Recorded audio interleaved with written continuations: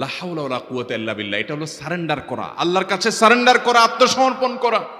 মানে আল্লাহ ছাড়া কোনো ভালো কাজ করার ক্ষমতা কারণ নাই, করার তৌফিক দেওয়ার ক্ষমতা কারণ নাই, আর পাপ থেকে বাঁচানোরও ক্ষমতা কারণ নাই। এই জন্য আমি কেমন যেন আল্লাহর কাছে সারেন্ডার করছেন, লা হাওলা ওয়ালা কুওয়াতা ইল্লা বিল্লাহ। কোনো অবস্থা, কোনো সামর্থ্য এগুলো কারোর কাছে নাই, শুধুমাত্র কার কাছে আছে? আল্লাহর কাছে আছে।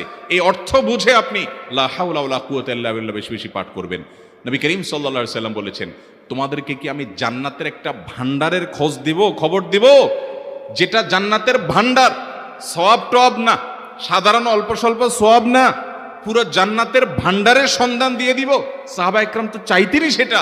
নবীজি সাল্লাল্লাহু আলাইহি সাল্লাম তখন বলেছেন যে লা হাওলা ওয়ালা কুওয়াতা ইল্লা বিল্লাহ, এটা হলো কানজুম মিন কুনুজিল জান্নাহ, জান্নাতের ভান্ডার সমূহের মধ্যে থেকে একটা বড় ভান্ডার হলো লা হাওলা ওয়ালা কুওয়াতা ইল্লা বিল্লাহ। অতএব এই আমলটাও বেশি বেশি করবেন।